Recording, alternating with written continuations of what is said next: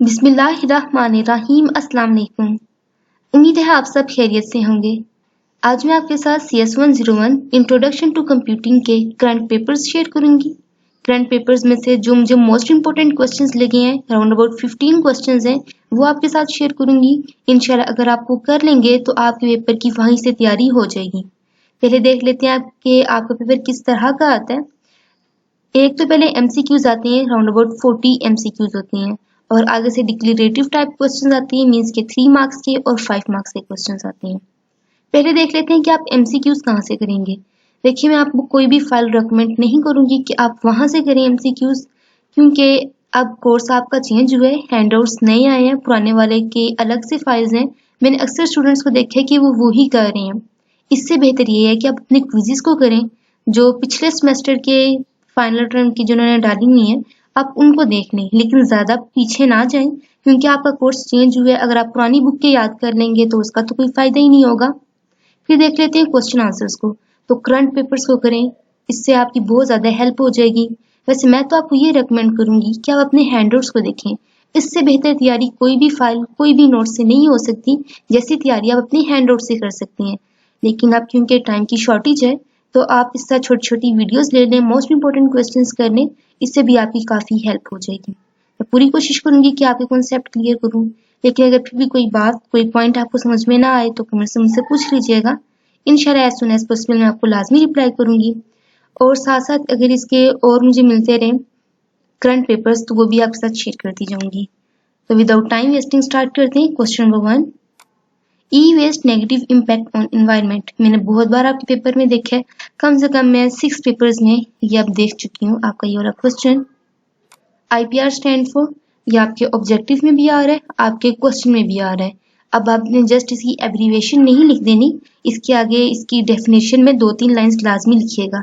3 marks का question है, तो जस्ट आप इसमें इसकी एब्रीविएशन नहीं लिख सकते, इसकी डेफिनेशन भी लिखेंगे। डिफाइन कपलिंग, इसके साथ एक और क्वेश्चन था, वो ज़हन में नहीं आ रहा। ये इस तरह के 2 क्वेश्चंस आते हैं। डिफाइन कपलिंग बहुत इंपॉर्टेंट क्वेश्चन है। What is virus and explain it's type, ये तो आपको खुद ही पता है कि कितना इंपॉर्टेंट क्वेश्चन है।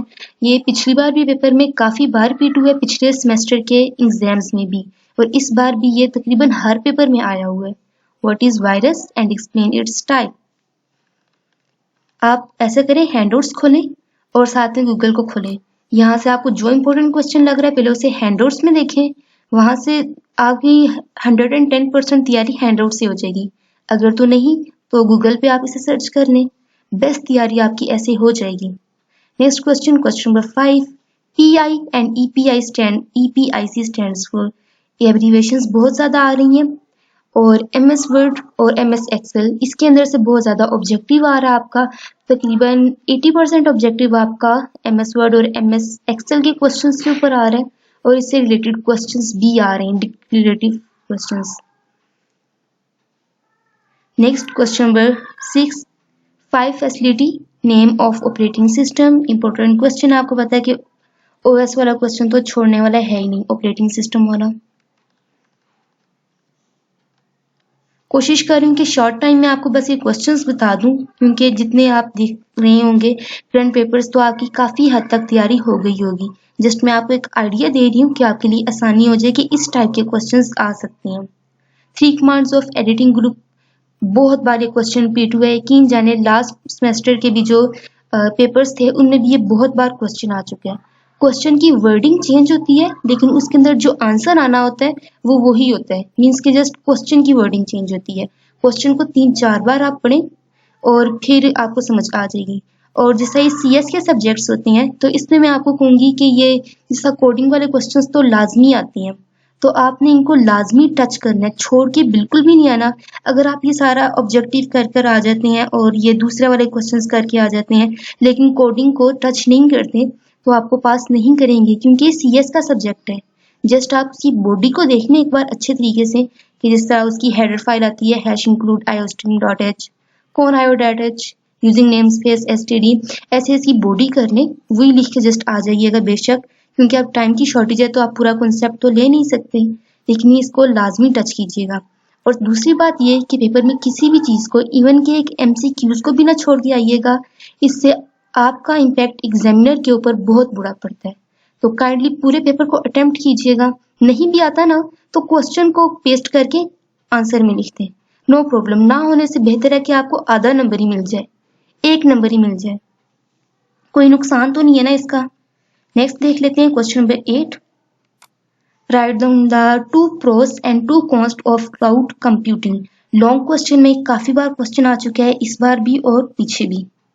ये नेक्स्ट वाला भी लॉन्ग क्वेश्चन है, जो तीनों क्वेश्चंस है ना, सॉरी, क्वेश्चन नंबर 8, 9, 10 ये तीनों लॉन्ग क्वेश्चन है। 9 को देख लेते हैं। What do the software license typically provide? Mention 3 types of software license. लाजमी कीजिएगा, बहुत इंपॉर्टेंट क्वेश्चन है ये।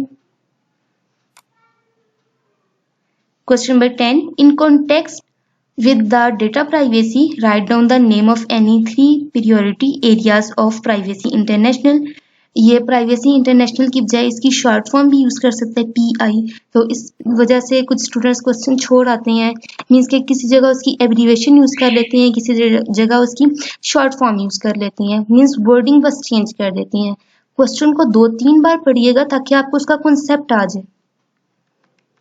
Next most important question, FIFO LIFO, बहुत इंपॉर्टेंट क्वेश्चन है। इनकी एब्रीवेशन, डिफरेंस और बाकी इसमें से और भी क्वेश्चन आ जाते हैं।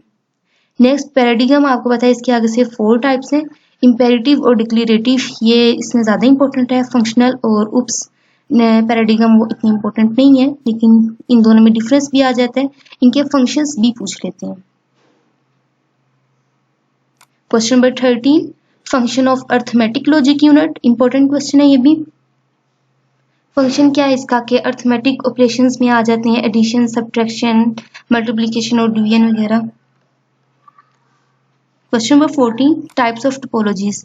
तो 4 टाइप्स हैं टोपोलॉजी की, ring topology, bus topology, star topology और मेश टोपोलॉजी। इनमें जो सबसे बेस्ट है वो मेश टोपोलॉजी है। Purpose of go to in MS, बहुत इंपॉर्टेंट क्वेश्चन है। MS से रिलेटेड ऑब्जेक्टिव बहुत ज्यादा आ रहा है, MS वर्ड, MS एक्सेल, इससे रिलेटेड ऑब्जेक्टिव बहुत आ रहा है और इससे रिलेटेड क्वेश्चन लाजमी आ रहे हैं, मीन्स के लॉन्ग में या शॉर्ट में। क्वेश्चन नंबर 16, व्हाइट बॉक्स टेक्सिंग, इसको एक बार देख लीजिएगा। और लास्ट क्वेश्चन है हमारे पास कोडिंग।